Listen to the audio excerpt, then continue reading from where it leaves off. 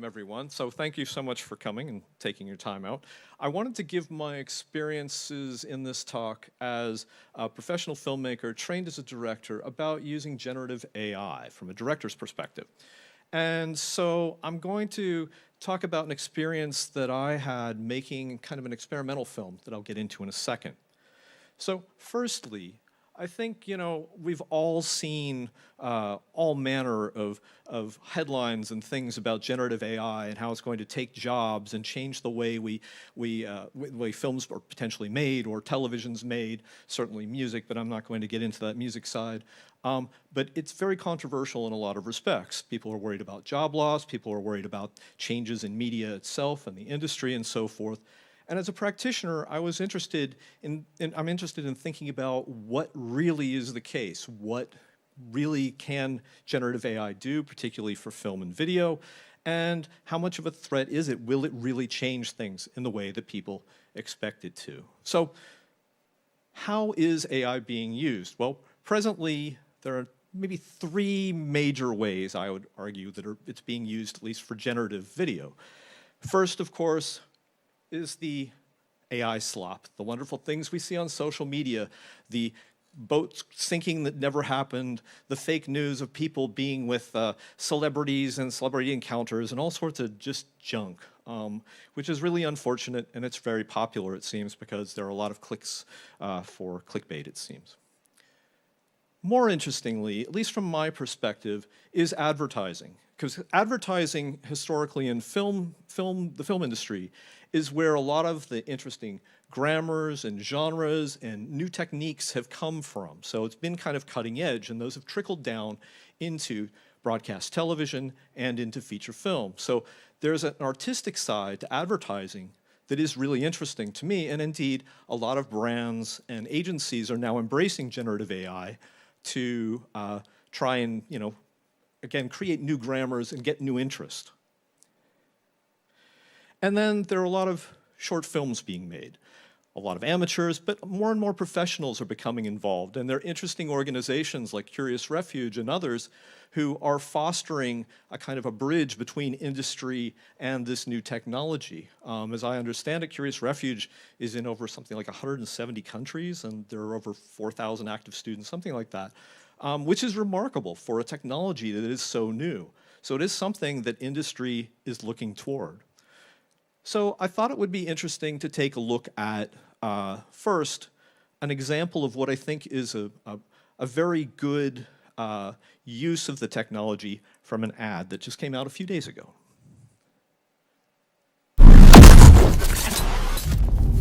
What are you willing to do to be the best?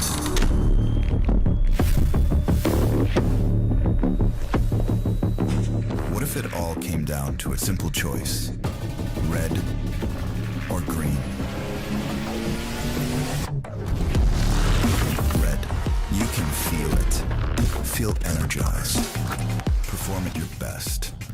Developed by world-leading scientists, including NASA, to help you live with more vitality, energy, and longevity. Sure, you could choose green, but just because it's green doesn't mean it's good for you. This is your chance for peak performance, whatever the task. The best choose the best. Now, I chose this because I think it's a very good example of how fast-paced, stylized imagery can be created using generative AI video. And indeed, all of that is AI, apart from the clips of Sabalenka playing tennis, as I understand it. Everything else, including that last shot of taking the drink, is AI. That's a digital double that they used, which to me is remarkable, and it looks pretty amazing. But if you really look at it closely, there are a number of issues and limitations of AI systems that the filmmakers very cleverly worked around. And in case you're wondering about what that ad's for, apparently David Beckham has a new sports rink. Things you learn on social media. And to give a sense of perspective, apparently, allegedly, this ad has been viewed by more than 120 million people already, which is just crazy given it came out less than a week ago. That's how popular these things are. But as I mentioned, there are a lot of limitations to generative AI, and I want to talk a bit about those as they relate to generative video. First of all, from a technical perspective, all of the systems currently have a limit as to how long you can render a clip. A clip or a shot can be usually no more than 5 or 10 seconds. There are ways of extending this slightly using tools, but it's a bit clunky and they tend to fall apart. Secondly, there are issues with resolution. We're used to now seeing at least high-definition television content, which is known as 1080p, or 4K, which is more and more common. But AI systems typically can only render usually 720p, maybe sometimes even 480p, which is standard definition. It's much lower resolution. Some can do 1080p, but it's not always consistent. Not all the models can do it. From a technical perspective, the last thing, too, is the level of color. 8-bit color means that there's a limited palette that the images can be. So the color fidelity isn't nearly as good as you get with a digital video camera or from rendering in a traditional way. We're used to now high dynamic range, HDR imagery. Our phones have it, and it looks beautiful. Generated AI video doesn't have that in the same way. You can cheat things, but it doesn't have the same intrinsic color capability. There are also things that the systems can create that look just plain weird. You could see in the Formula One car in that ad that things look a little bit plasticky. And also, the systems have a tendency to do what we call morphing. So one object can turn into another object, or someone can have 6 or 7 fingers, things like that. That is just an artifact of the way AI systems work. There's also a lack of sharpness in some of the AI systems as well, in terms of the video quality and so forth. And indeed, because we're dealing with lossy compression formats like MP4 and other digital video formats, you can see blockiness in some of the outputs of some of the systems. And actually, you'll see that if you look carefully in mine later on, but we won't get into that right now. In terms of rendering, it's very difficult to get consistency out of a lot of these models. It's improved greatly over the time I've been working with AI, and just to say that the film I'm going to show you in a little bit was made in April, and tools have advanced remarkably significantly since April, which is crazy, very fast evolving technology, but they're still far from perfect. And getting consistency in terms of the way objects look, the way setting looks, from shot to shot and across scenes is quite challenging still. There's also, in terms of audio, there's limited control about how to create synchronized audio. VO3, which was Google's product that's just been released, well, I guess it was in May, is the only system that I know of where audio can be generated with video, but it's limited to 5 seconds for each clip, and you have no control over the sound of that video really, or if you wanted to do something longer, which I'll show in a second, you can't do that in that way. So you need to use external lip sync tools or post-production tools to create the illusion of people talking and so forth, but they have limits as well. And I think, to my mind, one of the biggest limitations is the way these systems are controlled. Right now, it's a lot of text prompting, and the language used varies a bit from model to model. So the way you look to tell the system to create a certain type of shot can vary a bit, and it's very hit and miss. So it takes a lot of renders to get one usable clip. Let's see, what else? And blocking and movement. So blocking in terms of how characters move or actors move and the way the camera moves is something that's challenging to control. There are ways now of being able to give more specificity to the system through drawings and so forth, but again, they're still rather imprecise. And finally, in terms of performance, getting a performance out of a virtual actor from an AI system is very, very challenging. Excuse me, I need a drink of water here.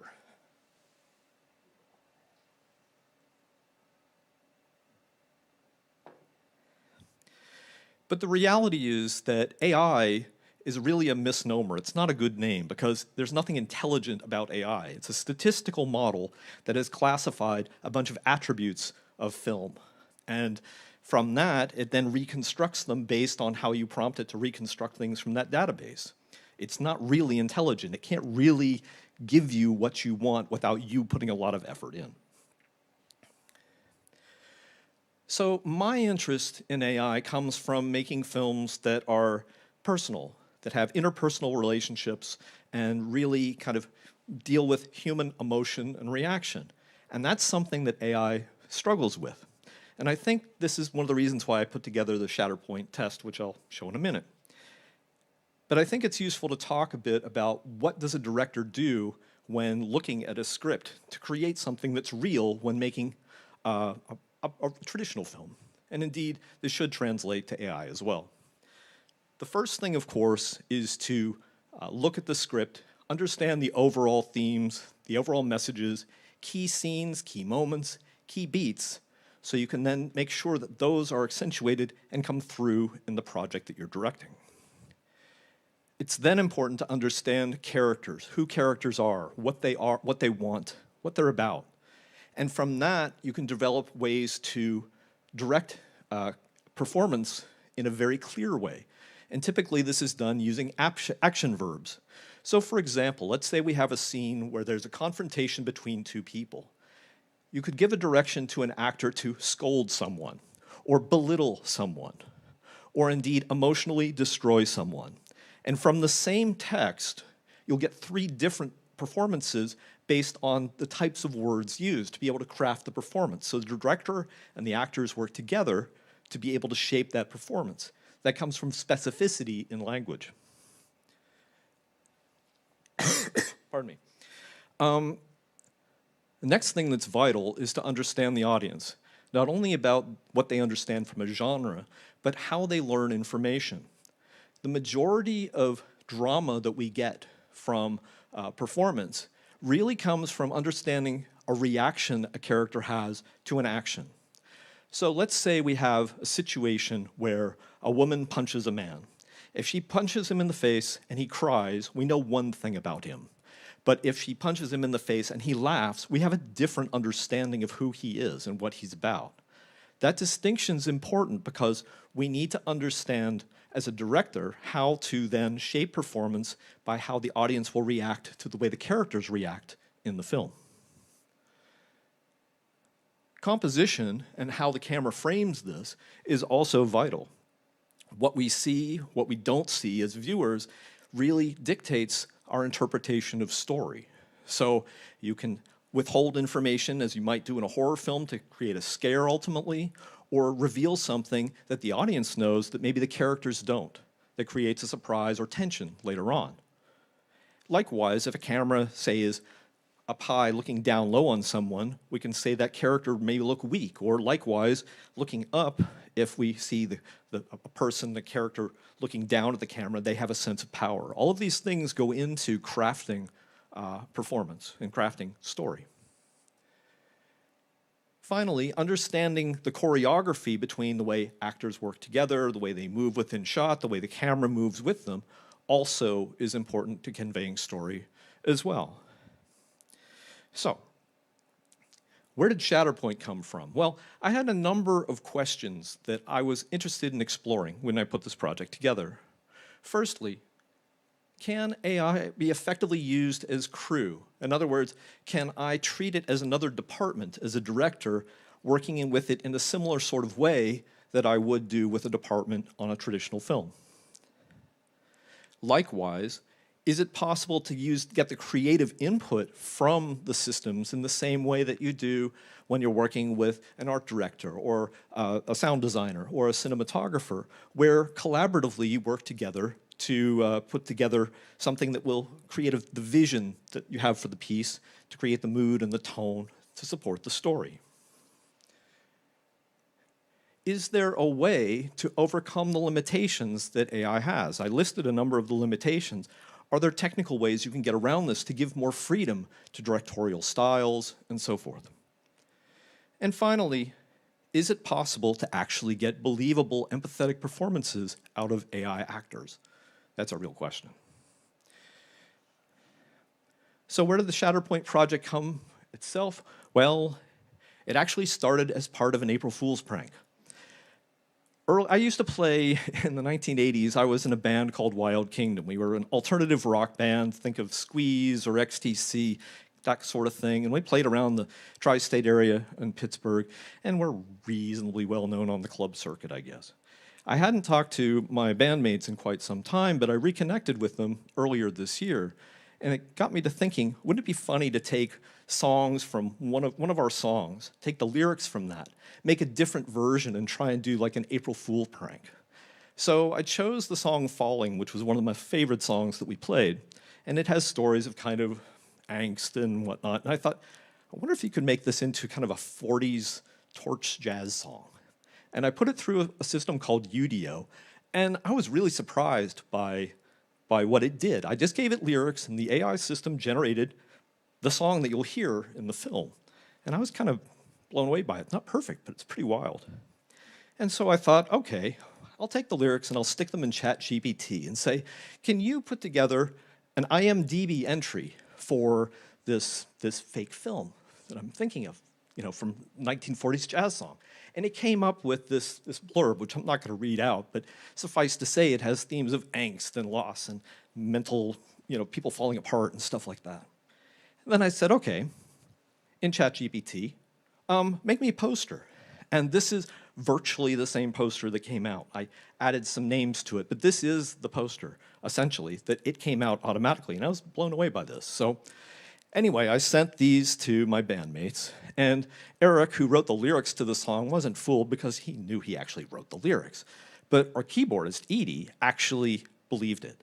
And she got really mad at Eric for pinching the lyrics from this song that doesn't exist and not telling us that it was actually a cover. So we all had a good laugh. But anyway, it really got me to thinking, if this can be this emotive from these simple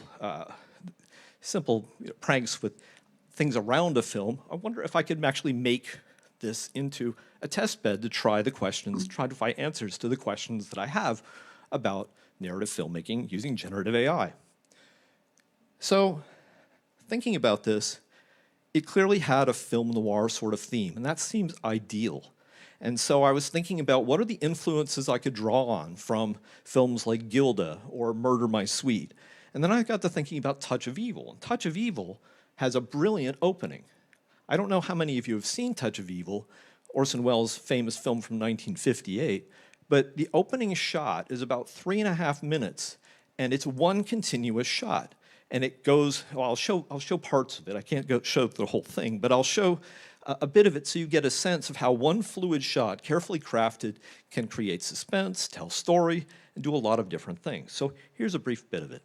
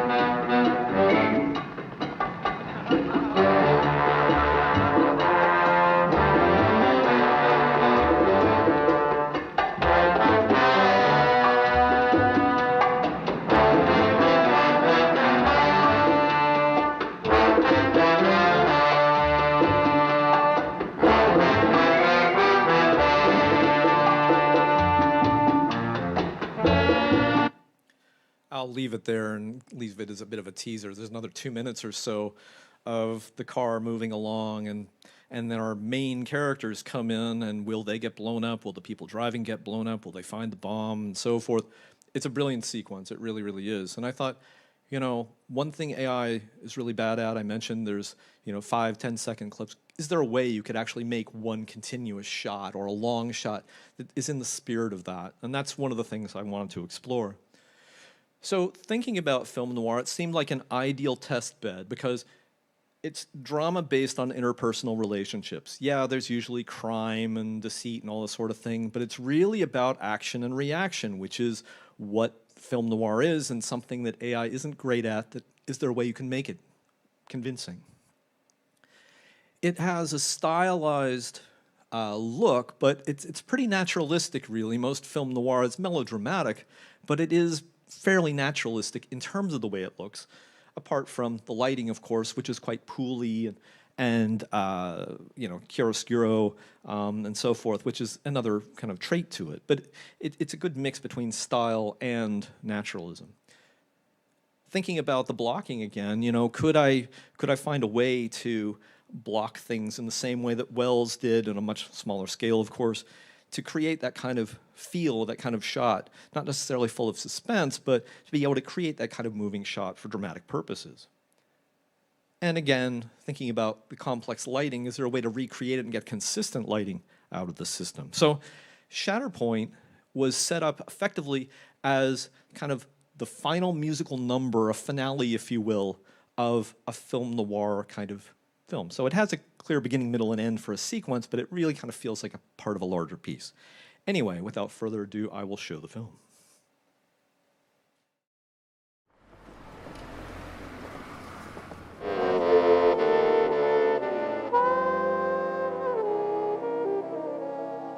A glimpse inside the head reveals an empty tune.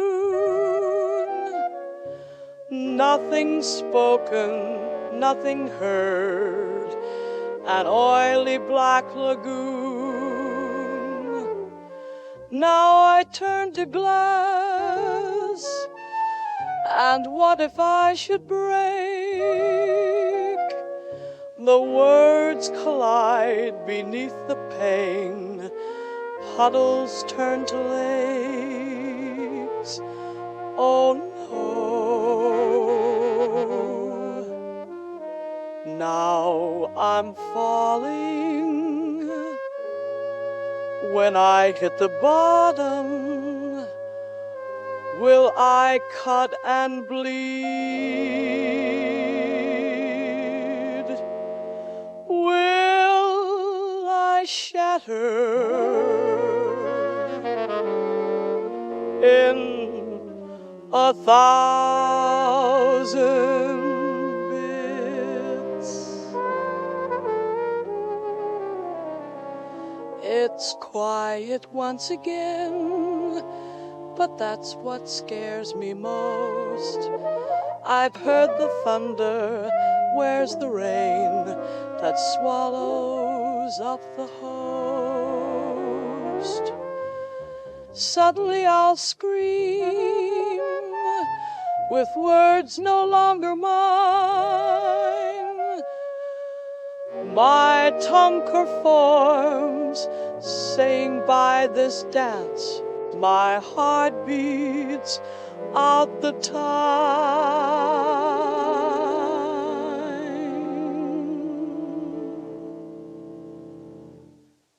Now I'm falling, now I'm falling.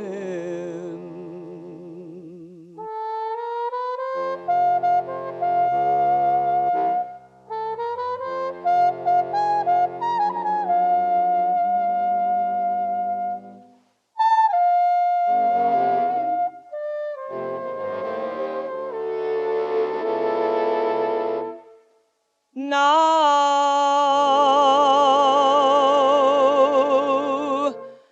I'm falling.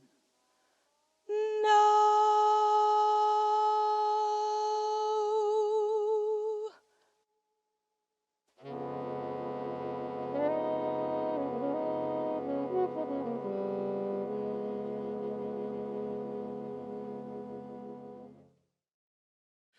Right, so how was it made?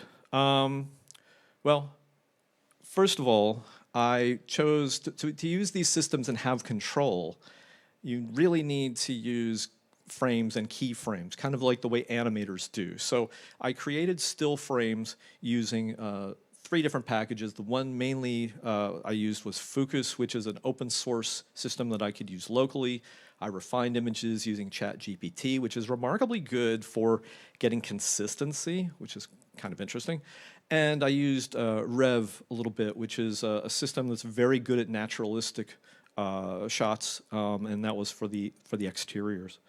But here are the 8 of the 10 keyframes that were actually used to generate the video. So you'll see that, so a 3-minute film is actually generated from, in total, 8 still images. So the still image generation is vital for this.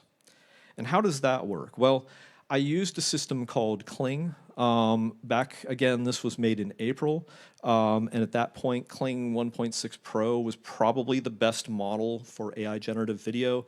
It's been surpassed since then, but one of the key features that it has, and only recently has come in other systems, is you can have a start frame and an end frame so that you can have precise control, theoretically, from getting from the beginning of a shot to an end of a shot and be clear what's going on within it. Here is an example of basically the start frame on the left, the end frame on the right, and what was generated by the system using Kling in the middle. Now, if you watch carefully, I don't know how well you can see it, but there are some differences. This is actually part of the actual shot that was used in the kind of complex move shot. There are some differences if you look closely. It's a lot faster. There's some shadow issues. The band's going kind of berserk in the background and so forth. And creating a seamless shot, if you will, by combining different clips like this is very difficult because the pacing is not consistent.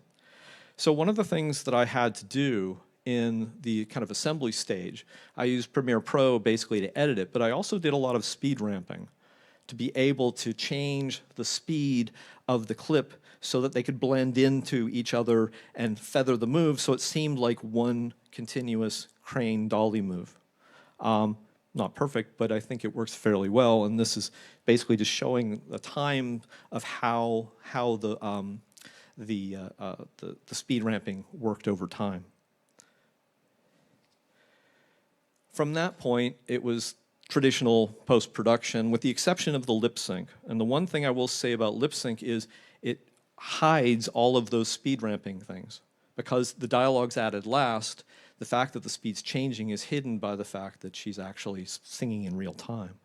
And so the song was created in Udio, like I mentioned before. It's virtually the same version that I used for the April Fool's prank. The sound effects at the very beginning, there's some street noises that was done in 11 Labs. Pixverse I used for lip sync because I tried a number of different models, probably about 10. It was the only one that could hold lip sync in profile.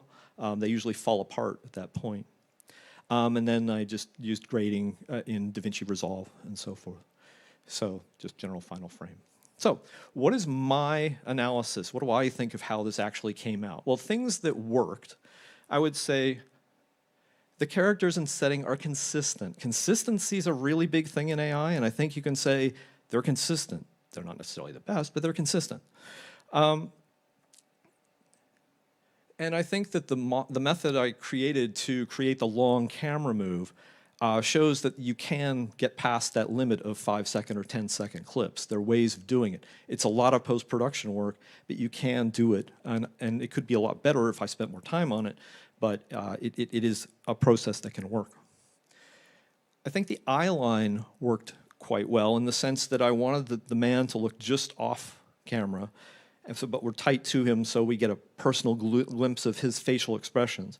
And for her, she was looking mainly off, but then occasionally into the lens for the kind of startling effect, so we get his reaction to that. And I think that generally works, and the keyframes allowed that to happen.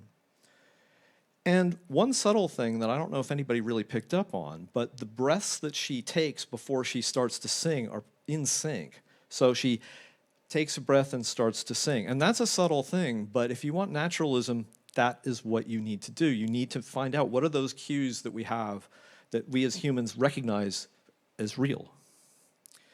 So, what about the weaknesses? What needs to be improved? Well, obviously, there's quite a bit. First of all, the performances are weak. There are bits where I think he's interesting and kind of compelling, but it was very, very hard to craft real reactions out of him, even with different prompts. And she looks a bit, I don't know, Stepford wife or uncanny, whatever you want to call it as well. The lip sync is inconsistent. For those of you who are here, I'm sorry you couldn't see it quite as it should be, but there are bits where the lip sync is absolutely bang on. And it looks absolutely right. And then there are times when she's saying the wrong word, even though from what we're hearing, there's a mismatch, and that's what I mean by inconsistent. And that's down to the models that are used for lip sync. The background action, well, controlling the background was very difficult. The band kind of does its own thing.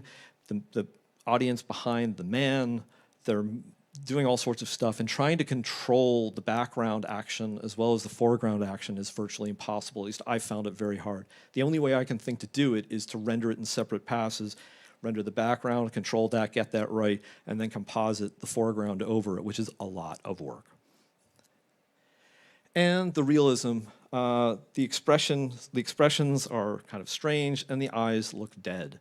And that's just a byproduct of the way the AI tools presently are. They're getting better, but the notion that AI actors can replace real actors in true personal dramas anytime soon, I think is rather fallacious. I think that it will happen over time, but it's not an immediate threat. Where I do see AI as a threat, where I do think people can get empathy, is in animation. Animation and cartoons, that sort of thing. So coming back to my original questions, can we use AI as basically a department like crew? And I would say not really yet. It works to some degree, but the means of communication are so different, and there's so many ways that we need to fix shots that come out of AI systems that I'm not sure it really is viable to work in that way yet. Likewise, is there a way to help it shape a tone? Can AI help shape a tone or a feel or an interpersonal tone that in the way that you can collaborating with actual key principal crew? And it's not there. It really isn't. It may not, I think part of it is the way the models are trained, and the models are limited in part by the data sets that they have, and some are trained more on action and some are trained on other things, but drama, proper interpersonal drama is quite hard. Is it possible to overcome some of the limitations of AI systems? Yeah, I think so, and I think that the move that I created, the long complex camera move, it's not perfect, but I think it shows that you can do this. You just have to be creative. And I drew on background and visual effects and understanding of animation to be able to do that. A lot of directors don't have that background, and it would take work. They would need to work with people to do that. But I think that it is something that can be overcome. And then, of course, the major question, can AI performances be real and empathetic from AI characters? And I would say not for naturalism, not yet. The eyes are just too dead. Performances just aren't live enough. There isn't enough there. We're so attuned to the way people react, the way people look, even with a slight gaze and so forth, that it's very, very hard to recreate that through AI. But in terms of animation, in terms of stylized things, science fiction, fantasy, otherworldly things, all of those are so different and so stylized that, yeah, I think that empathetic characters can be created that way, particularly in things like Pixar-style animation, anime, and so forth. So those are my thoughts. I hope you found it interesting. I thought I would leave you, but before I do, I will show you some outtakes, just to give you a fun sense of what these systems come up with on their own.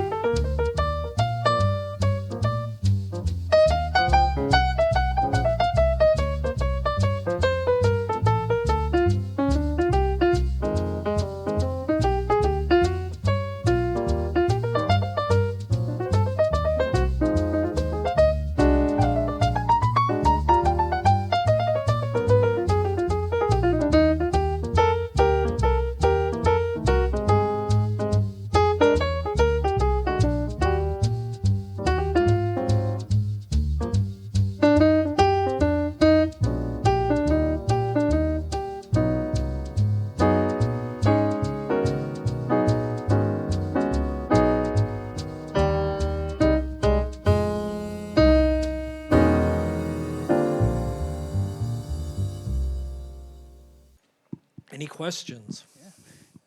Yeah, hi there. Thanks for that. That was great. My question is, you use Kling and stuff like that, which is available to all of us. Yes. But are the big guys, have they got some really cool stuff that's going to be coming out? Yes and no. There are some deals between, I think there's a company, Marais, that's been working with a film organization to work on a feature that's a kind of proprietary tool. They've released a version that is publicly available, but there hasn't been sufficient take-up in industry that I'm aware of to be able to warrant the cost of developing specific models. Right now, there are a lot of affiliation programs. So there are creative partner programs with Google, with for Flow, the kind of work suite of Google products. That's true for Kling and for I think Minimax too. And there are a number of these systems, predominantly coming from China, but there are some from Europe and the U.S. Thank you. I think we've got one question online we'll cut to. So Simon Cooper asks, how long did it take to make? Well, I had to learn the tools first. I came at this as a complete neophyte after I'd only done the Udio thing and played with ChatGPT. To make the film itself took me about 3 weeks after I figured out how to do the kind of contiguous movement bit. That took the longest bit. It would be a lot faster to do now. I could probably turn it out in a week and still have the complex camera moves. It's very, very fast in one sense, but the biggest issue is the number of renders that you need to do for successful clips. I worked at basically a 25-to-1 ratio. There's a really interesting article that we could circulate the link to from the Wall Street Journal where they were investigating similar sorts of things in a different way. And the video they created, it took them 100 clips, 100 renders to get one 5-second clip. And so they ended up spending well over $1,000 in just render time to be able to get the shots they needed. And even then, they had issues with consistency. So it can take, it can be quick, but it really depends what you're looking to do, the complexity that you're trying to do it. Of course, my question's going to be about voice, John. Of course it is. I'm intrigued. I don't know enough about the workflow for film in AI, but the voice of your actor, your virtual actor, didn't, for me, match the anatomy that I saw in front of me. And I wondered, did the song get generated, that voice, the audio of the voice, was the avatar that was created? Did it have the sound of the voice to inform its creation of what the singer looked like? So for her to create those sounds, she would have needed to move her mouth in very different ways, right? But also my guess is she wouldn't look like that. Yeah, I think that's fair. And indeed, my original version of her looks a bit different. She's a bit bigger, like she's a bigger larynx. She's a bit broader. She's a bit bigger. Mm-hmm. And again, because I was looking at this as an experiment, I thought, okay, well, I'll compromise. I can get a consistent character looking like this. Mm-hmm. I will go with the consistency. Mm-hmm. Getting what my original design was would require creating a sub-testing set they call LoRa, which is a way of getting consistent characters. And I didn't want to go through all that. Honestly, I was being lazy because I wanted to see if I could actually get things done, and it kind of went from there. I didn't intend this ultimately to be a finished film. I just kind of packaged it up that way to be able to talk about it. But yes, I think that's right. In terms of answering your question, the vocals came out of Udio exactly like that. Mm-hmm. I changed some of the orchestration editing in Udio to give it an ending and so forth, but the voice was the voice. And I kind of, after that, created the character the way I thought she would look. Mm-hmm. I don't know if anybody noticed, but her name's Angie Delamort, Angel of Death. It's on the placard outside the thing. It's very, very subtle. But anyway, I created versions of her in Focus that actually, I think, look like her voice. So I think it's a really well-observed point. It's fascinating, really interesting. Thank you. We've got another question in the room. Okay, just going back onto your mention about the Uncanny Valley and Dead Eyes, etc. One thing I did notice on one of the first shots of the male actor performer in Shatterpoint. I did notice a very, very subtle way that the eyes just dipped very slowly and very, very subtly to indicate that he's thinking about something. Was that originally part of the prompt, or was that something that just happened as a happy accident? Both in a way. I gave him prompts I tried all manner of prompts to think about things or to be depressed or being very literal result direction, which you do not do normally as a good director. For this, you've got to brute force it and you've got to tell them, this is what I want. Sometimes it would respond, sometimes it wouldn't. In that instance, it's a happy accident. And because I did speed ramps with things, I could slow it down. So he looks down quite quickly in the actual shot because it's only a 5-second clip. And by changing the speed of it, it looks more subtle and believable. I think he looks much more believable than her. Of course, these are all relative terms because I don't think either of them look particularly believable. But I think he has some nuance to him. And indeed, toward the end, about the point where he shatters, just before them, I told him I told the prompt something like shake violently, and he just starts kind of, I don't know, he doesn't really do much of anything. Getting a reaction that wasn't an extreme reaction, like him looking completely drunk, and you saw in the outtakes, it was very, very hard to control. I'm sure there are people who are much better that can prompting than me, but getting that still is quite difficult in these systems. It's just not there yet. And I think part of it's understanding the language. A lot of what people are teaching is prompting about how to get a specific look and how to get certain types of shots. And for things that are more stylized and extreme, like her smile at the end, that was easy. That was one shot. I wanted a wicked smile of her, defeating the guy or whatever. And that came out in a heartbeat. I thought that was great. But there are a lot of happy accidents too. Like him he was supposed to take a sip from the glass when he actually toasts her. And I was like, that's perfect. I want that. And that's the thing that working with actors will give you. Actors will provide you with, oh, I'll try this or I'll improv that. And you go, that's actually it. That's more in keeping with what I want than what I had in mind. And you want that. But with AI, it's all over the place. That's the only happy accident that I really had was the toast thing. I know absolutely nothing about AI in filmmaking, but I'm curious about big data and whether or not if you're relying on input for output, so that consistency of language that's used to describe what's happening or how that works. So you're trying every prompt possible in order to create a look. What goes in? Is it described in any way, or is it just raw data? No, as in film. It's described quite specifically. So for the setting of in the still images, it would be 1940s jazz club, cinematic film noir. A lady stands out of the spotlight in front of a small jazz quartet. There's smoke in the air, that sort of thing. Very evocative types of language. Sometimes that works straight away. Sometimes you have to massage it. In tools like Midjourney, there are different modifiers and things that you can add in terms of, and that's where it becomes more like data. There's certain little hashtag, or not hashtags, but dash tags and things like that that you can use to get that look. Other image generation systems work slightly differently, but finding the prompts to get you what you want is a challenge. And again, it comes down to what the systems are trained on. If they've been trained on a lot of film noir, which I don't think many have, then you'll get a lot of good results potentially. But if they've been trained on a lot of action films or soap operas or whatever it is, getting this kind of look is difficult. So it really comes down to the data sets as well. And they're getting better, but they're generally focused in one area or another. We won't get into the whole thing about illegal content.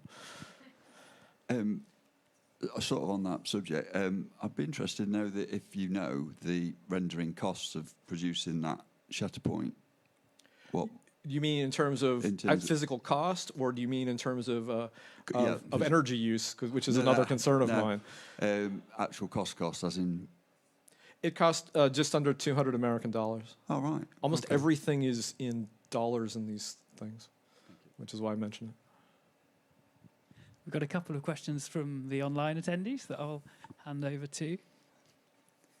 So from an anonymous attendee, they're asking, how threatened do you think creators' jobs in the industry are by AI, and how threatened do you think they will be in the future as AI continues to improve? I think it depends where and what. Again, for naturalistic things that are truly human and interpersonal and so forth, I don't think there's a threat at the moment, honestly. I think there could be down the line, but I think it'll be quite a while because we're very, very, as humans, very sophisticated in reading expression and how we see other people. So I don't think there's an issue there. I definitely think there are issues with animation. There already have been questions about copying Studio Ghibli's style of anime and so forth, and I think that's problematic. I think that's a real threat. Same with Pixar, and a lot of these systems have been trained on footage that really they shouldn't have been trained on, that gives them absolute looks of Pixar and Ghibli and anime and others and other things as well.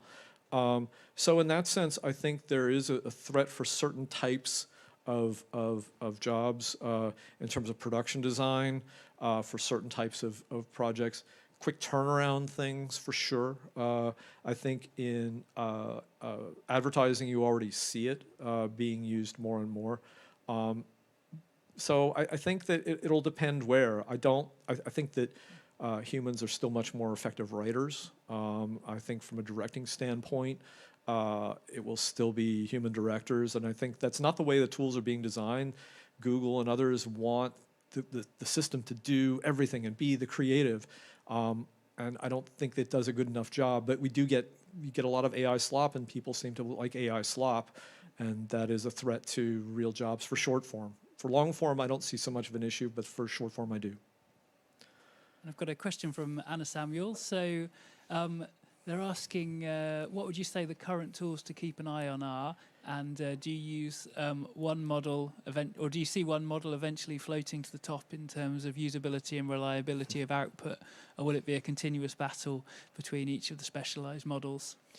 That's a very good question. I think that it changes. At the time I made this in April, Kling 1.6 was seen to be the best tool. A few weeks later, VO3 comes out from Google. Everybody's talking about VO3. It's better, it looks cinematic, da-da-da. Then there's the Murray thing, and then there's, which is more ethically trained, but also comes from Hollywood data sets that were licensed and things like that. And you know, it changes and changes. I think it's too early to say that there's going to be a one particular tool that's emerging. There are new ones. Seed Dance is very good. I've played a little bit with it. The latest Seed Dance follows prompts better than other systems I've used. Kling has a new system, 2.1, that does start and end frames, which is very good. But it changes a lot, and all I can say is that thank God the industry has recognized that they're aggregating sites like FreePic and Pixverse and others that allow you to choose from a range of different tools, so you can try them out. And you can try out just on a 1-month trial subscription, so you can see what works for you. And that's what I would recommend, because they're changing so quickly. The last thing you want to do is get tied into something for a year that where or longer, where you know the tools are constantly evolving. It's not like visual effects, like where Nuke and After Effects are standards. It's much more fluid than that, and basically just go with what works. It depends on the show too, type of project.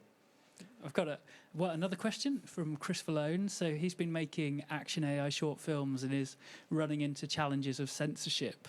Have you found this as an issue? Have you found workarounds and things around this? It's the censorship issue, and I assume he might be meaning if you put in certain prompts in Google in particular, it just won't render it. It will say this is obscene. And indeed, I did run into that a little bit. I played with a couple shots with VO2 in Google for this, and it wouldn't render it because of the woman, and if there's nothing untoward that I was prompting, it just flagged it as potentially objectionable in its weird censorship database. The way you get around it is to use different tools, at least in my experience. Open source tools like WAN and others don't have the same restrictions. And indeed, there's a lot of not safe for work stuff out there. I'm not going to endorse anything, but you can easily find sites that have it, that have tools that can make very realistic, normal things that are safe for work, but they have tools that get around the censorship issue precisely because that's not what they were designed for. They were designed for the other stuff. And I've got a question from Amy Phillip, who's interested in hearing more of your thoughts on the environmental issues that you mentioned a few minutes back. Yeah, this is a legitimate concern. The amount of energy that it takes to render one of these videos is significant, and I'm conscious of that. I tried to do as much locally in my house as we could because we have solar panels and we generate more electricity, certainly this year because of the summer, than we use. And so if I can render things locally, I'm actually effectively carbon neutral. If I'm using my own PC, it doesn't matter how many iterations I do. But if I use a head-end service, any of the head-end services, whether it's a brand one from Google or Kling or from FreePick, an aggregator like that, they're all using a tremendous amount of computing power to A, be quicker, and B, to be able to support bigger models, and that takes a significant amount of energy. And there are studies, I can't off the top of my head remember how much, but it is significant, and there is environmental impact to that. And that's, somebody asks, oh, what films have you been working on since you made this? And the answer is, I haven't been, because I've been thinking about, how do I really feel about this? Do I want to use this as a tool? And I'm learning more about using VFX using AI and VFX pipelines, which I think is, again, kind of a more traditional and hybrid approach. I think we might have time for one more question in the room, if anyone's got any. Oh, there's the one here. Sorry. Oh, one more online, is that? Oh, sorry. From Anna Samuel, do you think that we'll see the snake eating its own tail effect with AI model development? The entire internet is filled with more AI-generated content, and the models continually scrape that internet and therefore cannibalize its own capacity. That's a very, yes, in a way, yes. I think the issue is that if there have already been studies that show that using people who rely on things like ChatGPT and other systems to generate creative content and rely on the generative system to have the creative control, well, that's based on a fixed data set. And so it's not going to innovate much, if at all. It'll just recombine things that already existed, which means it's going to get to a point where it's limited in what it can do. Humans can innovate. Humans are creative. And so unless there is true human input that then is built back into the models, then ultimately, yeah, there will be a ceiling and things will look samey. And indeed, I think a lot of the AI slop and some of the stuff you see on social media already looks pretty samey. And you can identify it a mile away. At least, like maybe it's hard for some people, but I think most of it's pretty obvious if you know what to look for, the blurriness, the hands changing, things changing in the background.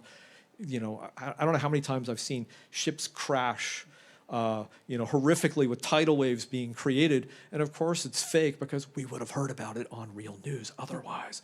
So, but anyway, I think that's a very good point. But I think that too, you will see AI being used, and the way industry's using AI in the film and television industry is as a supportive tool that can help with certain types of processes. There's certain things that it's very good at that don't require it to be creative. Those sorts of things will save time. That will continue the development of AI tools.